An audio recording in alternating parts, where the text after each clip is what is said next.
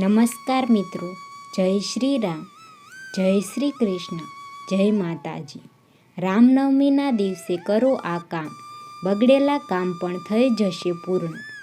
એ જાણીએ તે પહેલાં આ વિડીયોને લાઈક, શેર કરજો અને ચેનલને સબસ્ક્રાઈબ કરી દેજો.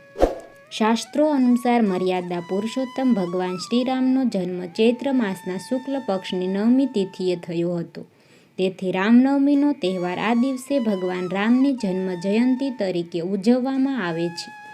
આ વર્ષે 2024માં રામનવમી 17 એપ્રિલે ઉજવવામાં આવશે.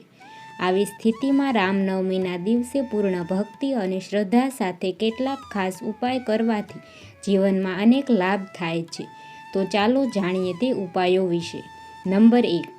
લગ્નમાં આવતા અવરોધોને દૂર કરવા માટે રામનવમીની સાંજે ભગવાન રામ અને માતા સીતાને હળદર, કુમકુમ અને ચંદન અર્પણ કરો અને 108 વાર ઓમ જય સીતારામનો જાપ કરો.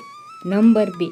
રોગોથી મુક્તિ મેળવવા માટે રામનવમીની સાંજે કોઈપણ હનુમાનજી મંદિરમાં જઈને હનુમાન ચાલીસાનો પાઠ કરો અને ઓમ હનુમંતે નમઃ મંત્રનો 108 વાર જાપ કરો. નંબર 3. સંતાન પ્રાપ્તિ માટે રામનવમીના દિવસે એક નાળિયેર લઈને તેને લાલ કપડામાં લપેટીને માતા સીતાને અર્પણ કરો અને ઓમ નમઃ શિવાય મંત્રનો 108 વાર જાપ કરો. નંબર 4. જીવનમાં સુખ શાંતિ જાળવી રાખવા માટે રામ દરબારની સામે ઘી કે તેલનો દીવો પ્રગટાવો અને શ્રી રામ, જય જય રામનો 108 વાર જાપ કરો. નંબર 5.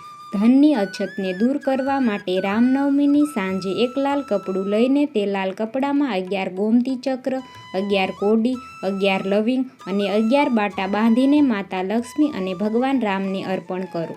એક વાસણમાં પાણી લો અને રામરક્ષા મંત્ર ઓમ શ્રીમ હ્રીમ ક્લીમ રામચંદ્રાય શ્રી નમઃ નો 108 વાર જાપ કરો. આ પવિત્ર જળને ઘરના દરેક ખૂણામાં છાંટો. જો તમને આ માહિતી પસંદ આવી હોય તો વિડીયોને લાઈક, શેર કરજો અને ચેનલને સબસ્ક્રાઈબ કરી દેજો.